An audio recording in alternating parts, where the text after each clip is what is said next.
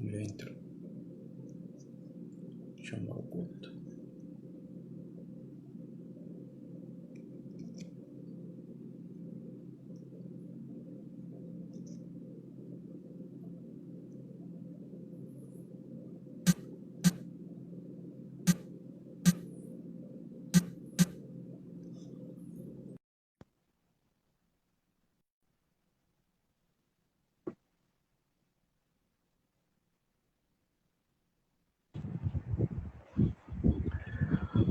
Boa noite, sua bênção, Dom Henrique. Deus abençoe, Guto. Boa noite a você e aos demais que já estão conectados com. Que maravilha, hoje está num cenário diferente, está bem melhor. Guto, não sei se está melhor ou pior, mas está mais cômodo para mim. Tá maravilhoso. Que maravilha, sejam todos bem-vindos. Você que está aí, vocês que estão nos acompanhando, em mais uma live aqui com o nosso bispo Dom Henrique. Que coisa boa, é sempre um alento estarmos aqui juntos. É sempre uma alegria a gente ter essa oportunidade de ouvir uma boa catequese e também palavras que nos animam. Então, a você que está chegando, seja bem-vindo. Que maravilha estarmos juntos. Lembrando, logo no início da live, você chega, mas fala também para outras pessoas, tá bom? Vai lá nesse triângulozinho aqui, eu vou até mostrar aqui com a caneta, o triângulozinho aqui, ó, esse aqui, ó. Você vai nesse triângulozinho aqui, aí vai aparecer a opção enviar para várias pessoas. Você vai enviar. Você vai estar chamando outras pessoas para conversar com a gente nessa noite, tá bom? Muito obrigado mesmo. Dom Henrique, estamos aí, domingo passado, celebramos a Ascensão do Senhor. O tema hoje a gente vai tentar falar sobre Pentecostes, próximo domingo. Claro, algumas perguntas que chegarem, inclusive, pessoal, mandem perguntas aí que eu estou olhando todas e vou anotar tudinho. Já está aqui o meu papelzinho, minha caneta, tá bom? E aí, você faz a sua pergunta. Precisa ser sobre o Espírito Santo? De preferência. Mas se é uma coisa que você acha relevante, que queria colocar também, aí a gente vai anotar aqui também. Mas, Dom Henrique, domingo que vem, Pentecostes, alguns falam nascimento da igreja, aniversário da igreja, alguns Pentecostes. O que celebraremos próximo domingo? O encerramento solene do tempo passado.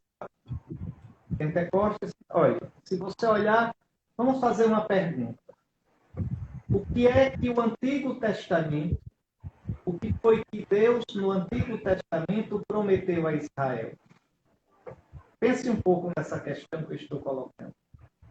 O que é que os profetas, quando Deus tirou Israel do Egito, quando os profetas falaram, anunciaram, o que eles prometiam? Que viria um tempo no qual todo o pranto de Israel seria enxugado, toda a morte seria vencida, todo o sofrimento de Israel seria superado. Aos poucos, os profetas diziam que isso seria para toda a humanidade. Um tempo de bênção, de vida, de paz. O lobo e o cordeiro pastariam juntos. Já não haveria mais nenhuma morte, nem dano. O profeta Joel chega a dizer: derramarei o meu espírito sobre toda a carne. Ou seja, Israel esperava um tempo no qual Deus, como que desposaria, plenificaria toda a sua criação e toda a humanidade. E a morte seria vencida. Isso era o que Israel esperava. Isso é a salvação. Isso é o reino de Deus. Mas, atenção, como isto aconteceria? Com uma efusão do Espírito de Deus, da vida de Deus, da energia de Deus, da força de Deus. Porque é muito bonito, esse Espírito de Deus na Sagrada Escritura, ele não é uma coisa que fica de fora. Ele faz o que o fogo faz no ferro. Ele entra. Ele se torna interior e transfigura por dentro. Ele leva tudo a ser transfigurado em vida, em energia divina. Então era isso, essa é a promessa do Antigo Testamento. Agora preste atenção. Através Como este espírito viria? Viria através de um personagem ungido com esse espírito. Como é que se diz ungido em hebraico? Mexia. Como é que se diz ungido em grego? Christos. Então viria um ungido que derramaria, esparramaria este espírito. Veja, é aí que entra a história do Messias. O Messias é o portador do espírito. O que é que Jesus lê na sinagoga de Nazaré? O Espírito do Senhor repousa sobre mim, porque o Senhor me ungiu para proclamar o ano, quer dizer, o tempo da graça do Senhor. Está vendo? Essa unção, quando é que ela se dá? Quando é que Cristo é ungido? Eu já disse aqui, eu acho que numa live dessa, que Cristo foi ungido 3 vezes. E a primeira unção dele é quando ele é concebido, porque a humanidade dele, seu corpo, sua alma, foram criados no ventre de Maria, corpo e alma humana, né? Na força do Espírito Santo. Tanto que o anjo diz a Nossa Senhora, será santo, né? Então, o que vem dele, o poder do Espírito virá sobre ti, o poder do Altíssimo te cobrirá com a sua sombra. Depois, Cristo foi ungido uma outra vez no batismo, ali para começar a missão pública, para se manifestar a Israel. E depois a unção por excelência na ressurreição. O Pai derrama sobre o Filho o Espírito Santo e o transfigura. Aquilo que eu já disse aqui quando falei da ascensão, né? Nele habita corporalmente a plenitude da divindade, que é o Espírito Santo. Então, está lá em Colossenses 2:9. Então, veja, o Cristo, agora cheio do Espírito, ele derrama o Espírito sobre a igreja, para que a igreja, pela pregação e os sacramentos, esparrame pelo mundo. Veja, vai esparramando pelo mundo até o dia final, quando o Espírito, quando Cristo manifestará a glória do seu Espírito e transfigurará todas as coisas. E aí tudo que foi prometido no Antigo Testamento será cumprido e de modo transbordante. Mais do que o que a gente possa imaginar ou esperar. Então, o Pentecostes, ele é a plenitude do mistério pascal. Ele é o coroamento do mistério pascal. Para isso, Cristo veio para o Pentecostes. Por isso ele diz, é do vosso interesse que eu vá. Veja, se eu não for, o Espírito não virá. Agora, Cristo é o eterno, contínuo doador do Espírito. O Espírito vem de Cristo o tempo todo. Por isso, Jesus usa a imagem do rio de água viva. Sai dele o tempo todo. Você tem que imaginar, imagine que Cristo seja um sol ao meio-dia e a luz, os raios, são o Espírito Santo. Então, sai o tempo todo e se expande. Né? E a gente recebe esse Espírito no sacramento. Então, Pentecostes, agora veja, só mais outra coisa. Pentecostes é uma festa judaica. Os judeus saíram do Egito, atravessaram o mar, é a Páscoa, e 50 dias depois, eles chegaram ao pé do Monte Sinai. E ali receberam a lei. Então, Pentecostes é a festa da lei. É chamado pelos judeus de Shavuot, né? É a festa das semanas. Contarei uma semana de semanas. 7 semanas. Uma semana de semanas. Uma semana de dias, 7 dias. Uma semana de semana, 7 semanas. 7 vezes 7, 49. O 50º dia é Pentecostes. O que é que Pentecostes celebrava para os judeus? O dom da lei. E celebrava também, quando os judeus entraram na Terra Santa, coincidia com a colheita da cevada. Então era o dom da lei e a festa das primícias. Exatamente. Quem é a verdadeira lei? É o Espírito. É o Espírito. Não é mais uma lei escrita em pedras, mas como os profetas Jeremias e Ezequiel anunciaram, uma lei escrita no coração. Essa lei é o Espírito Santo. É por isso que no cenáculo acontece o que acontece no Sinai. Tremor, vendaval, o barulho. Veja, como no Sinai, quando Deus deu a lei, houve terremoto, como erupção vulcânica, uma tempestade. Do mesmo modo no cenáculo. O que São Lucas quer mostrar, o que a Escritura quer mostrar, é que está havendo, é que Deus está dando uma nova lei. Não mais em preceitos, não mais em pedras, mas no nosso coração. Essa lei é o próprio Espírito, o Espírito de amor. A lei só tem um mandamento, é amar. Amar com os sentimentos de Jesus, porque é amar no Espírito de Jesus. E o Espírito são as primícias da Páscoa. É a colheita do que Jesus plantou no Páscoa. Então, Pentecostes é isso tudo.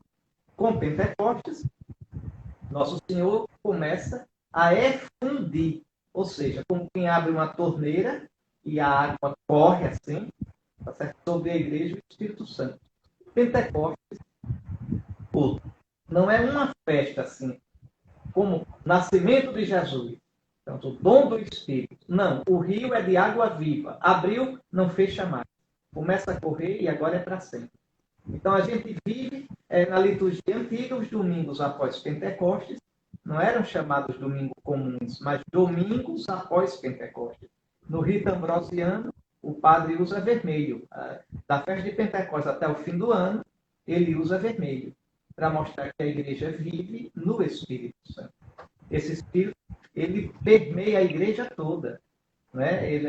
A Escritura é pregada no Espírito Santo, a fé católica e apostólica, o Espírito suscita ministérios, carismas, dons, e o Espírito é dado, sobretudo, nos sacramentos da igreja, nos sete sacramentos, e em cada sacramento o Espírito tem um efeito diferente.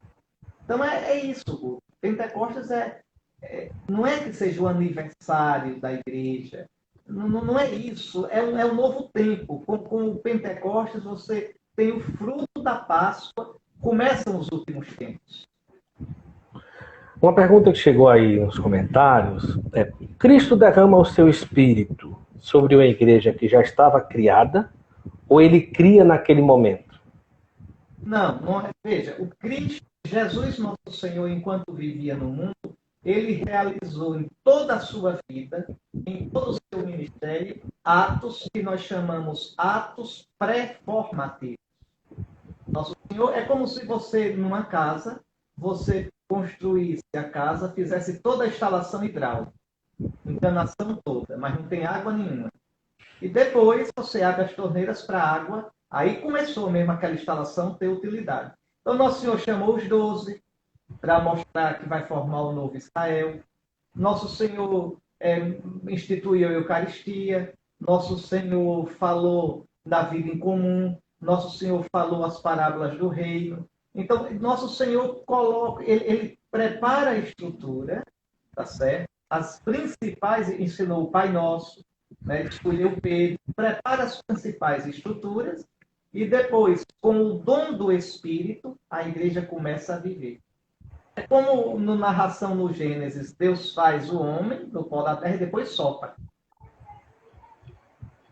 Sim, sim. Deu para entender claramente. Então, veja, a igreja ela não nasce de um dia para outro, compreende? A igreja nasce da missão de Cristo e do Espírito. É um processo. Mesmo nos Atos dos Apóstolos, a gente vê a igreja nascendo. A gente vê, por exemplo, ainda não existe uma nomenclatura determinada. Às vezes fala batizar em nome do Pai, do Filho e do Espírito Santo. Às vezes batizar em nome de Jesus. Veja, compreende? Então, muitos cristãos se consideravam cristãos e não tinham ainda sido batizados, só tinham batismo de João. A gente acompanhou isso nos Atos dos Apóstolos, agora nessas leituras do tempo da Páscoa. Então, é um processo. Né? A gente não deve pensar a fundação da igreja como um momento. Às vezes o católico tem essa mania. Quando é que a igreja foi fundada? Quando Jesus disse a Pedro, sobre essa pedra ficarei minha igreja. Não tem nada fundado ali. Nada de nada. A igreja não é fundada assim como... A igreja é fundada em Cristo e é vivificada pelo Espírito. Sem isso não há igreja. A própria Eucaristia. Veja, não pode existir Eucaristia. Olha que coisa. Não pode existir Eucaristia antes do dom do Espírito. Porque é na força do Espírito que o pão e o vinho são transfigurados. Então, a ceia é um momento de pré-formação da Eucaristia. De pré-formação. É aquele pão, aquele vinho, era um corpo e sangue de Cristo? Sim, mas a gente não pode dizer que a ceia é uma missa. Ainda não. A Eucaristia é só depois da ressurreição. Compreende? Então, veja, são momentos pré-formativos. A gente, quando nasceu, não espirrou do útero materno. Puf! Não. Nasce primeiro a cabeça, sai o pescoço, os ombros. Veja, vai nascendo. Assim foi a igreja. Às vezes a gente tem umas ideias muito simplórias. Mesmo porque a igreja não é uma organização, simplesmente. A igreja é o corpo de Cristo. A igreja é algo vivo. É órgão de Cristo no Espírito. Eu ri agora que o senhor falou vai nascendo de pouquinho em pouquinho. Imagine eu que nasci com 5,5 kg, né? Vamos lá. Uma pergunta que já chegou aqui nos comentários, eu já anotei algumas aqui. A pergunta da Maria Célia. Pode o Espírito Santo, em algum tempo, abandonar o cristão? Ou não estar dentro do cristão? Não, não. Aqui é preciso a gente entender duas formas de ação do Espírito, né? Aquela forma que é a forma mais profunda e mais discreta. Quando você é batizado, o Espírito passa a habitar em você. Em teologia, isso se chama inabitação. Ele habita em você, ele cola em você, ele provoca em você como um efeito, uma marca. Ele nunca mais sairá dali. Nunca, porque Deus é fidelíssimo. Ele provoca em você uma coisa que a gente chama de graça habitual. Vem de hábito. Como a batina, veja, hábito, você não tira. Então, a graça habitual ou santificante. Então, você nunca vai perder. Tanto que se você está em pecado mortal, você sufoca o espírito, mas ele não sai dali. Você voltando à fé, não precisa ser batizado novamente. Ele está ali. Ele volta a agir. Então, não perde. De jeito nenhum. Mas pode bloquear o espírito, porque ele respeita a liberdade. Por isso, São Paulo diz, não contristeis o espírito. Não sufoqueis o espírito. São Paulo diz isso, né? Mas tem outra forma, né, de agir do Espírito, que é aquela forma através de dons, de carismas, e isso ele pode dar e não dá mais. Uma pessoa que tem determinado dom, um dia pode ele não dar mais, porque a ação de Deus é livre. Né? Mas aí são essas ações mais de efusão do Espírito, que são valiosas, mas não é o mais importante. O mais importante é essa presença constante do Espírito. E o que é que essa constante presença faz em nós? Vai nos cristificando, vai nos dando a vida de Cristo. Outra pergunta aqui, Dom Henrique. Dom Henrique, como eu devo me relacionar com o Espírito Santo em minhas orações? Eu encontro dificuldade para me referir ao Espírito Santo como uma pessoa da Santíssima Trindade. Não precisa, nem se preocupe. Toda oração cristã é na Trindade. O cristão não... Veja, em geral, a igreja não reza ao Espírito. Em geral, a gente reza no Espírito. Já não sou eu quem reza, é Cristo que reza em mim. É o Espírito que murmura no seu coração. Tá certo? Quando você está rezando, é o Espírito que sustenta. Toda a nossa oração é ao Pai. Mesmo quando você reza ao Filho, você reza ao Filho porque ele é o mediador. Ele vai levar sempre ao Pai. A nossa oração termina sempre no Pai. A nossa oração é sempre através do Filho. A nossa oração é sempre no Espírito. Se a oração do cristão não for no Espírito, não é oração cristã. Não precisa, não se preocupe com isso. Tá certo? Nem um não precisa dividir, né, Dom Henrique? Não precisa dividir. Um dia falar com o Pai, um dia com o Espírito. Não. Isso não existe em Deus, não. Essas arengas não são nossas aqui. Então, toda a estrutura da oração... Olhe Jesus. Olhe lá, Mateus 11. Naquele momento, Jesus, o Filho, exultou de alegria no Espírito e disse, eu te louvo, Pai, Senhor do céu e da terra. Recebestes o Espírito do Filho que clama Abba, Pai. Então, toda a estrutura. Veja, nas orações da missa, aquele oremos, não existe nenhum, na igreja, na liturgia da igreja, não existe nenhuma oração ao Espírito Santo. Nenhuma. Ó Espírito Santo, por nosso Senhor Jesus Cristo, impossível. Toda oração da igreja é no Espírito Santo, na unidade do Espírito Santo. Que unidade é essa? A unidade que ele faz entre o Pai e o Filho. Só existem duas orações litúrgicas na igreja dirigidas ao Espírito Santo, que são exceções que confirmam a regra. O Veni Creator, que a gente está rezando essa semana toda no ofício de véspera, que é de um abade, Rabano Mauro, um abade do século, e agora? Olha a minha cabeça, do século IX.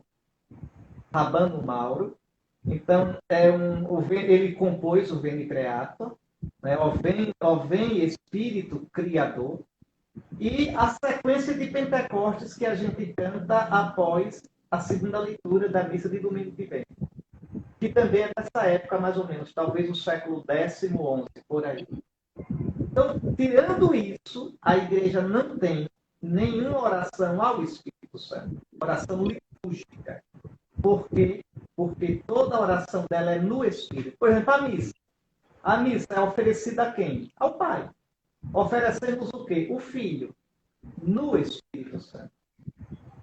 Então, não existe essa preocupação, compreende? Não existe. Seja livre. Que maravilha.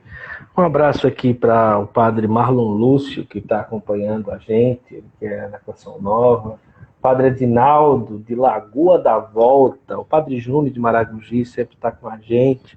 O Padre Luiz Júnior também está com a gente. Ele que fez essa próxima pergunta aqui. O Espírito Santo, né, pode encontrar limite da sua ação na liberdade humana? Ele pode se limitar por conta da liberdade humana? Pode, porque, veja, a maior obra de Deus é a liberdade. Deus é tão grande que ele não só criou, não é, seres, mas criou seres livres e ele é capaz de respeitar essa liberdade. Então, quando Deus respeita a nossa liberdade, não é por falta de poder, é por superabundância, exuberância do seu ser, do seu amor. Ele como que aceita, vou usar aqui uma comparação, uma imagem que inclusive os judeus usam. É como se ele se encolhesse um pouco para dar espaço para a gente. Os judeus chamam isso de zizum, né? É como se Deus se encolhesse para dar espaço à minha liberdade. Mas na verdade Deus não precisa se encolher. É dentro dele mesmo, ele que abrange tudo e penetra tudo, sem precisar se encolher, ele não macula, não machuca a nossa liberdade. Ele suscita a nossa liberdade. E quando eu me deixo suscitar, a liberdade produz o bem. Mas quando eu bloqueio a ação de Deus, e aí a graça, a ação do Espírito, porque é sempre no Espírito que Deus age, é sempre o Pai pelo Filho no Espírito, aí o que sai é o erro, o que sai é o mal. Por isso São Paulo diz, não contristei, não sufoquei o Espírito. Não extingais, veja, chega ao ponto de extinguir. Esse extinguir não é que eu tire, porque eu já disse, quando a gente tem o Espírito, eu não posso tirá-lo de mim, mas eu posso tornar vã a ação do Espírito. Esse é o grande pecado contra o Espírito Santo. Joga no inferno. Isso mata a pessoa. Tá vendo? Isso mata tudo que está ao redor. Porque o Espírito é vida, é vitalidade, é uma coisa linda. É sobre isso que eu ia perguntar agora. Qual o pecado contra o Espírito Santo que Jesus se referia? Não é um ato, é uma atitude. Aqui deixa eu dizer duas coisas sobre o pecado contra o Espírito Santo. Não é? Veja, quando é que Jesus fala nesse pecado? É quando ele termina de expulsar um demônio e E os adversários dele dizem que é por Beelzebub.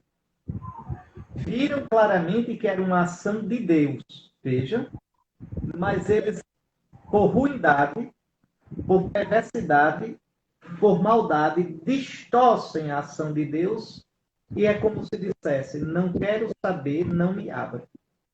Então, o pecado contra o Espírito Santo é uma atitude.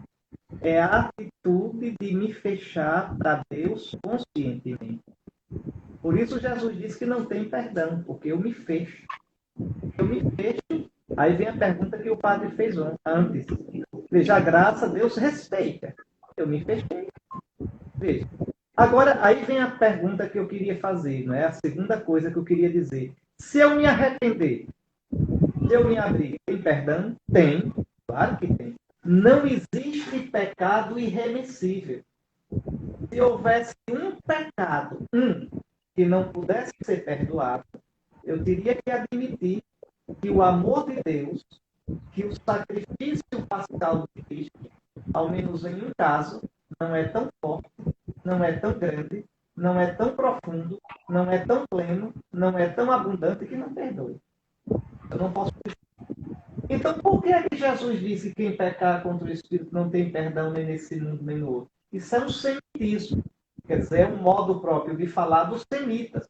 Com isso, Jesus quer chamar a atenção para a gravidade, para a seriedade, para o perigo. Porque, olha, meus irmãos, até os pecados veniais. Né? Vamos lá, vamos pegar um pecado venial. O pecado de falar mal da vida alheia. Né? A pessoa tenha isso. É um pecado em si venial. Se ela não cuidar disso e deixar o barco correr, isso pode ir crescendo e se aprofundando nela de um modo que termina danificando a vida espiritual todinho dela. Então, o pecado não pode ser visto simplesmente como uma coisa estática, mas os atos de pecado levam a atitudes pecaminosas. Os atos de pecado levam a vícios. Né? Ato é a ação naquela hora. A atitude, o vício, é os atos repetidos geraram um hábito. Quando o hábito é bom, se chama virtus, virtude, força. Quando o hábito é mau, se chama vício. Então, veja, por isso que Nosso Senhor alerta. Esse pecado contra... Eu, de pecado em pecado, eu posso me tornar insensível para a graça de Deus. Eu posso começar a receber em vão a graça de Deus. Eu posso começar a bloquear Deus. Eu posso começar a não me condoer, a não ter mais compunção pelos meus pecados. Tratar Deus como culpado. Dom Henrique, uma outra pergunta que chegou aqui. Na hora de perceber se isso que vamos fazer é certo ou errado, o que ativa a nossa consciência é o Espírito Santo ou é uma consciência nossa, humana, como pessoa, como ser humano? As duas coisas, as coisas não se excluem. Deus não age como uma tampa de panela. O Espírito de Deus age de dentro da criação. Isso é muito bonito. E age de dentro da nossa liberdade. A gente não pode, com um bisturi, separar o que é ação de Deus e nossa. Não pode separar o que é graça e o que é liberdade. Isso é um intrincado. Por quê? Veja, vou fazer aqui uma comparação e vou mostrar aqui usando as mãos para vocês verem. Veja, o homem, imagine, as pessoas, as criaturas estão no mesmo plano. Então, aqui eu posso dizer, quanto mais é ação minha, menos é do outro. Quanto é mais do outro, é minha. Mas Deus não está no mesmo plano meu. Nós estamos aqui, mas Deus envolve tudo, impregna tudo, suscita tudo. Então, eu não tenho como rastrear a ação de Deus. É ação minha, mas é ação minha, fruto da ação de Deus em mim. Se eu conseguir com um bisturi separar isso, então eu entendi Deus. Mas Deus está para além de tudo isso. Então, veja, Deus age na minha consciência. O Espírito de Deus age na minha consciência. Me mostra, suscita. E aí também tem as criaturas, as pessoas que Deus usa como instrumento, os anjos, meu anjo da guarda. Tudo isso como instrumentos diretos e indiretos, mais próximos ou mais distantes, da ação multiforme, da multiforme, muitas formas, variadas formas da graça de Deus. E dou um conselho: todas as vezes que você escutar falar em graça, pense logo no Espírito Santo. A graça não é uma coisa, a graça é uma pessoa. É o Espírito. As graças são simplesmente facetas da ação do Espírito. Olha, está chovendo de perguntas sobre um assunto que Dom Henrique já falou em uma outra live, mas acabou que não ficou gravado. Então, inclusive, hoje nós vamos terminar com 55 minutos, que eu descobri que se você passar de 1 hora, o Instagram não deixa ficar mais gravado. Eu não sabia. Então, eu vou controlar bem aqui o tempo para a gente deixar gravado. E agora que vai ficar gravado, depois eu vou colocar no YouTube, muitas pessoas perguntando sobre o dom de línguas, né? Se é lícito, se isso é da igreja, se qualquer pessoa pode ter, ou algumas pessoas são escolhidas para isso. Uma explanação, o senhor fez muito bem em uma das outras lives, mas tem uma insistência muito grande hoje sobre esse tema, já diversos comentários aqui, e para responder sobre isso, sobre o dom da oração em línguas, Dom Henrique. Tem que distinguir, né? Por exemplo, o que houve em Pentecostes não foi nada disso. Né? São 3 fenômenos diferentes. O que houve em Pentecostes foi: os discípulos falavam na língua deles, e os judeus que estavam ali, que eram judeus estrangeiros, judeus nascidos fora da Terra Santa, que não falavam hebraico, veja, escutavam na língua materna. Judeu do Ponto, da Capadócia, judeu da Líbia, judeu do Egito. Veja, é o contrário de Babel. Tá certo? Então, o Espírito ali provocou uma empatia, uma comunhão, uma harmonia. Era tão grande que, para além dos signos linguísticos, houve uma compreensão total. Então, este é um fenômeno, é o fenômeno próprio de Pentecostes. Depois existe o fenômeno de falar em língua. Isso a gente tinha na igreja primitiva.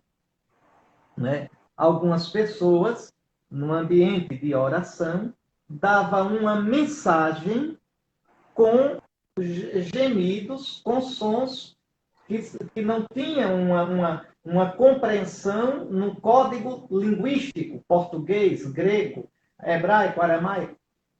Era com sons inexprimíveis, mas tinha uma mensagem.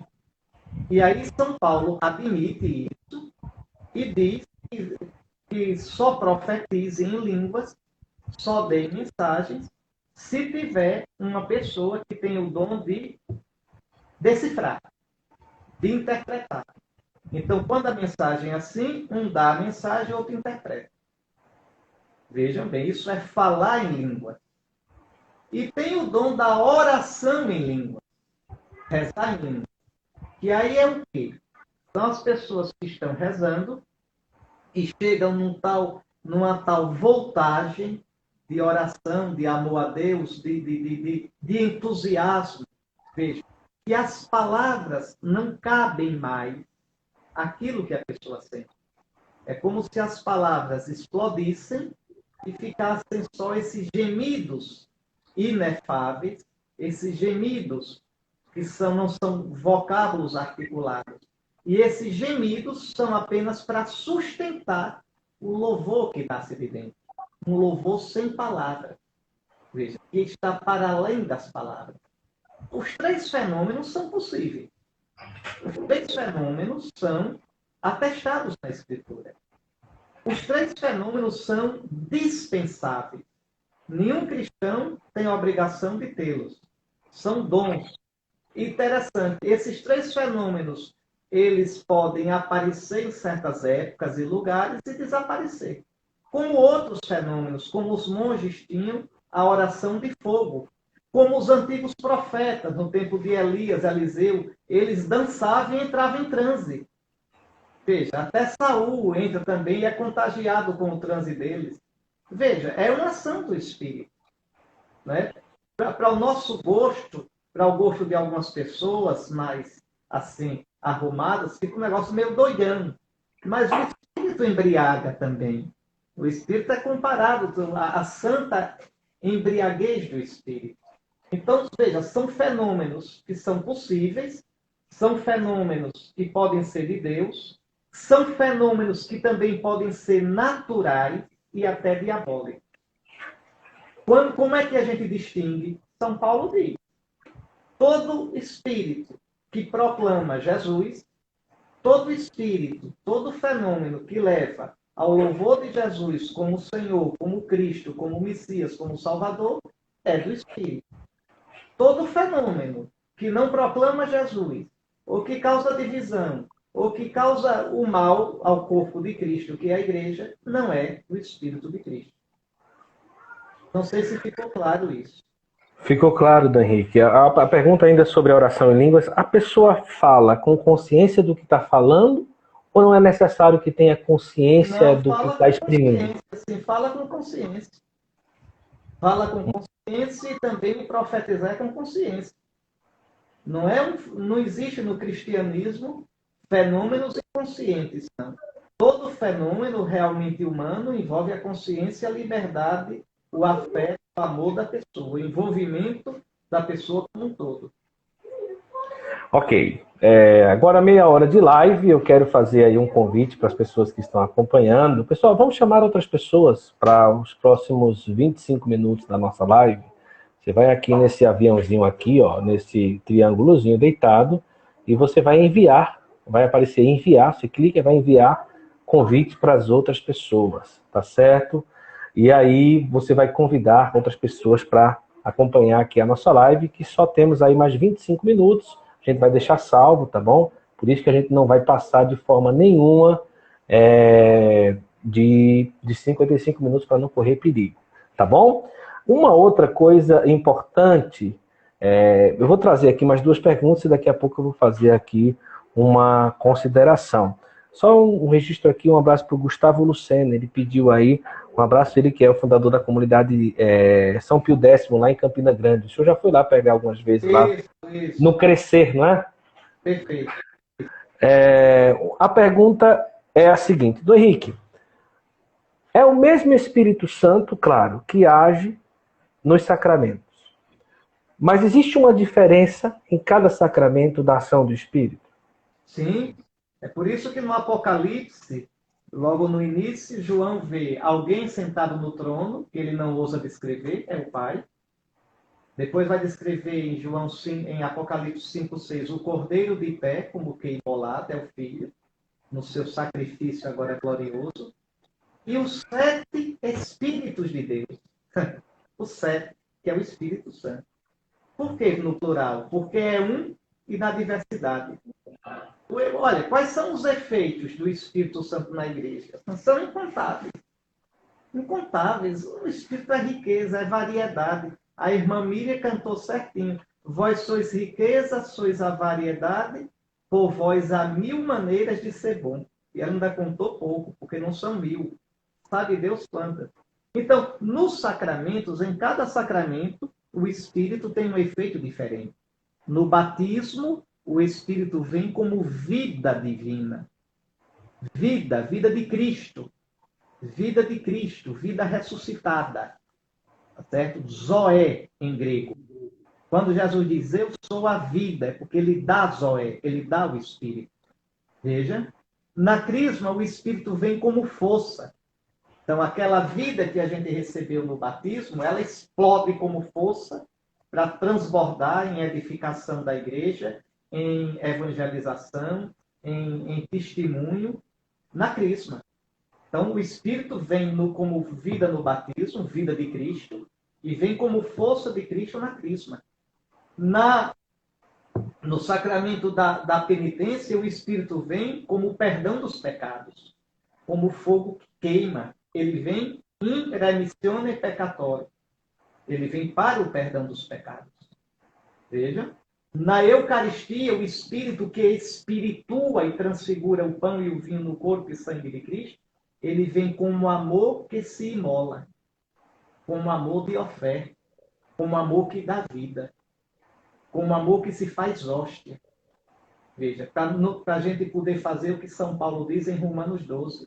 Eu vos exorto pela misericórdia de Deus, a que vos ofereçais como hóstia viva, santa. Isso é no Espírito. Isso é comungando. Porque a gente recebe aquele Cristo que é vida que se dá, vida que se imola. Veja. No matrimônio, o Espírito vem como amor, mas não amor de imolação.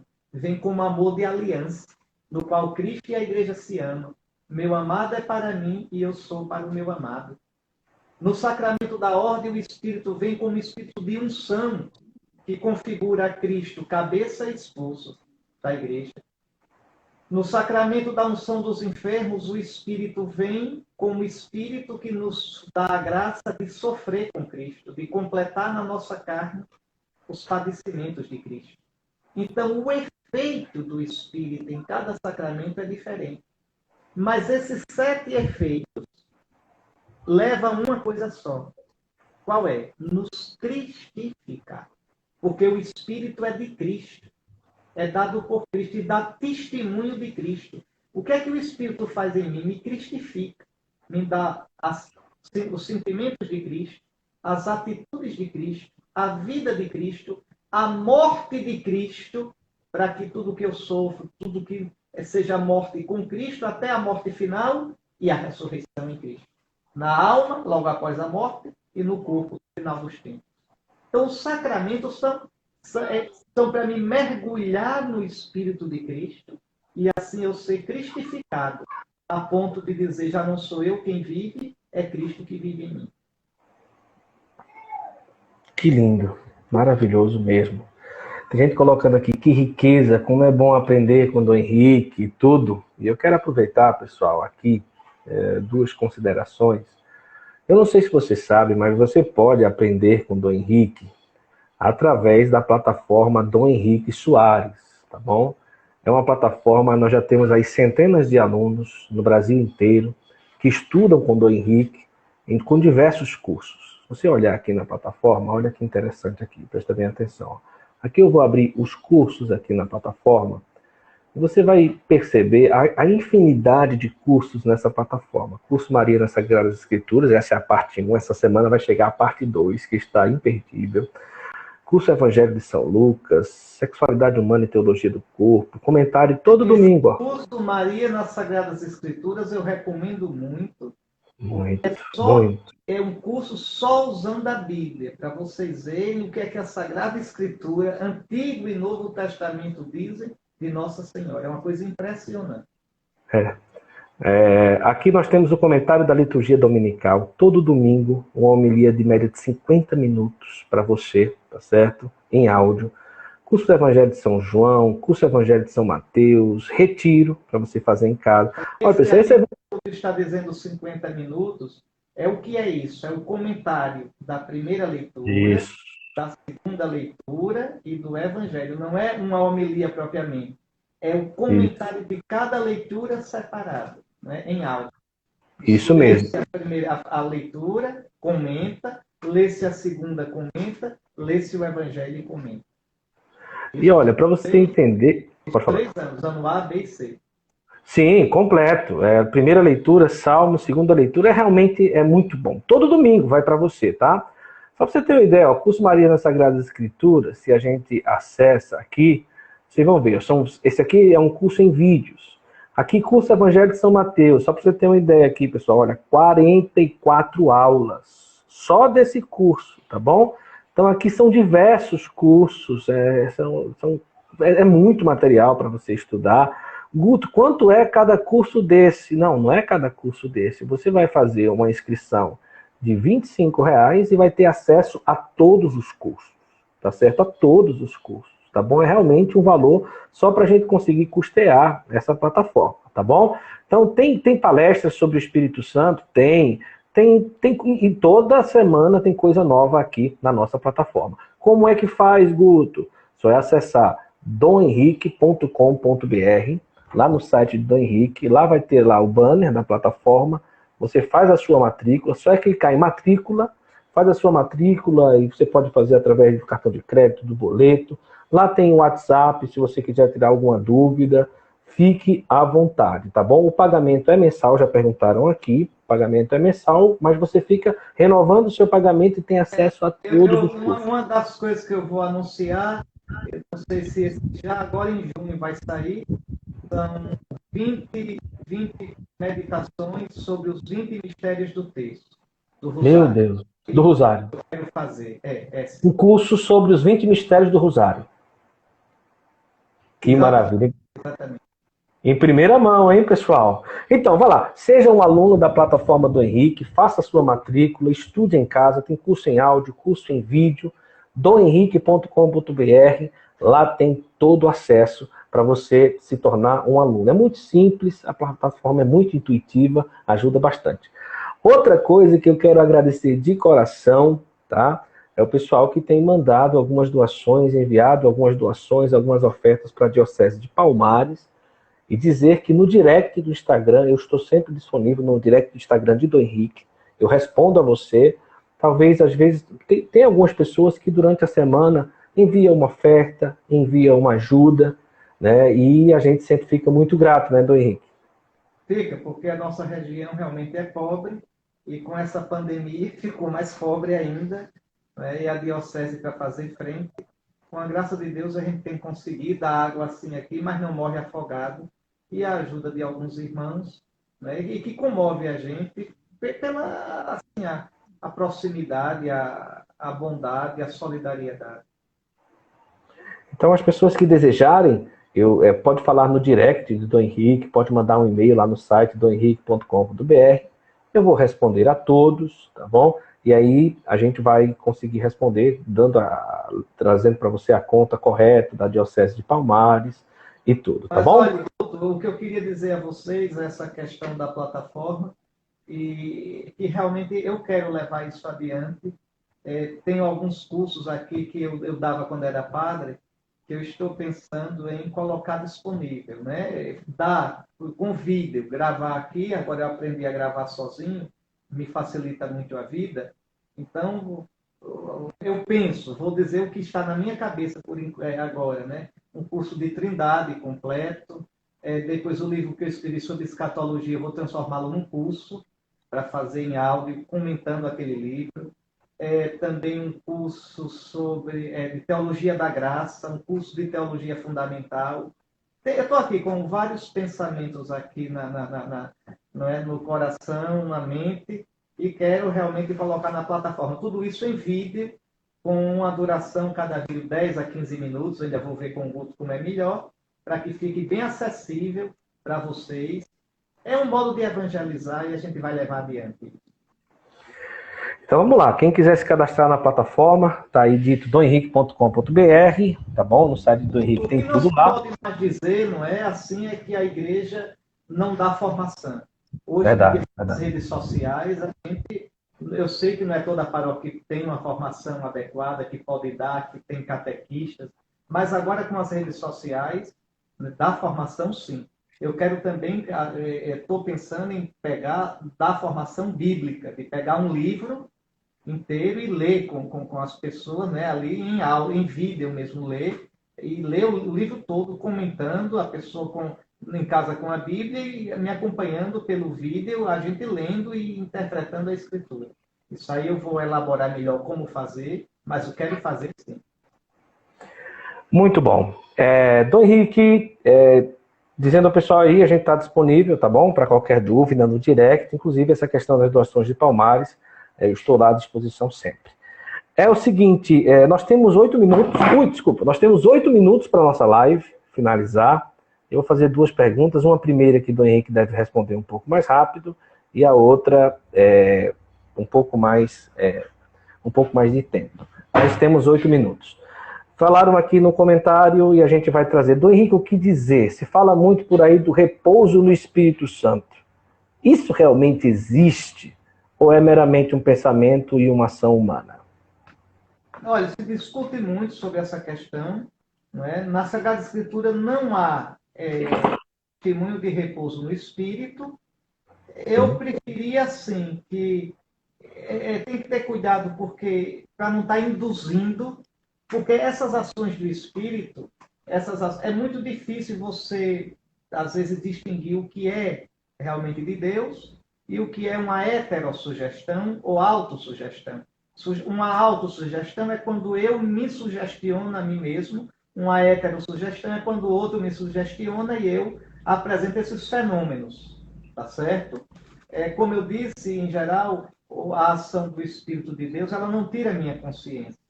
Então, mas eu também não queria, assim, a priori, descartar alguma ação de Deus. Olhe os frutos. Olhe os frutos. Pelos frutos conhecerei. Se leva ao crescimento na virtude, se leva ao crescimento na santidade, se leva a uma maior comunhão com Cristo e com os irmãos, se leva a um maior espírito de serviço, são sinais bons. Se é somente uma questão de ficar experimentando, de ficar. Não, aí não. Entende? Então eu não queria dar uma resposta generalizada. Mas eu também pediria isso. Não incentivem esses fenômenos. Os fenômenos que são de Deus, eles acontecem mesmo se você não incentivar. Os místicos todinhos dizem isso. Quando Deus quer dar uma graça, ainda que você queira reagir ao fenômeno, a graça, ou o fenômeno vem de qualquer jeito, ou ainda que ele não venha, a graça vem, o efeito vem. Então, para a gente não ficar depois um bando de aloprados, preocupados somente com esses fenômenos, querendo somente essas coisas meio exóticas. Isso não é cristianismo. Cristianismo é a docilidade ao Espírito e viver os sentimentos de Cristo, amor a Deus e aos irmãos. Nós temos 5 minutos para a última resposta do Henrique. E a última resposta é uma bem geral, tá certo? A pergunta é a seguinte: o senhor fala, né, até uma coisa diferente, uma vida espirituada, né, e tudo. Qual o caminho para um cristão viver uma vida espirituada, cheia do Espírito, movida pelo Espírito Santo? Seria a vivência dos sacramentos algo a mais para a gente ter essa vivência? Primeiro eu uso esse neologismo, né, essa espirituada, para deixar claro que não é uma coisa imaterial. Né? Por exemplo, a amizade espiritual. Não, a amizade não é só espiritual. A amizade, ela envolve um abraço, ela envolve... É espirituada, quer dizer, no espírito de Cristo. O corpo ressuscitado é um corpo espirituado, é um corpo material, mas totalmente transfigurado pelo Espírito. É matéria divinizada, é matéria pneumatificada, espirituada. Então, veja, o Espírito, a nossa vida, ela começa a ser espirituada pelo batismo. Ali eu recebi o Espírito. O amor de Deus foi derramado no nosso coração pelo Espírito que foi dado. A partir daí começa a contar. Se eu for dócil ao Espírito, ele começa a explodir em mim. Ele é como um vírus. A gente está no tempo de vírus, então vamos falar. O Espírito é um vírus bom, é o vírus de Deus. É a vida divina. Eu sou contaminado com esse vírus no batismo. Eu recebo o vírus de Cristo ressuscitado. Se eu não sufocar esse vírus, ele vai tomar conta de mim. Esse vírus que é o Espírito Santo. Ele vai fazer o quê? Vai me cristificar todinho. Eu vou ficar igualzinho a Cristo. Se eu não me cuidar, eu fico igualzinho a Ele. Ele vai tomando. Os meus sentimentos vão sendo como os sentimentos de Cristo, as minhas atitudes. Veja. E vai até me matar de Cristo. E matar de Cristo é viver. A ponto de São Paulo dizer, já não sou eu quem vive, é Cristo que vive em mim. Né? E eu ainda posso turbinar esse vírus com os sacramentos, alimentá-lo na Eucaristia, reforçá-lo na crisma. Veja, com a leitura da Escritura, com a prática das boas obras, com a adoração ao Santíssimo, não é? Combatendo os meus vícios, me abrindo cada vez mais para o Senhor. Ou eu posso sufocar esse vírus. Como?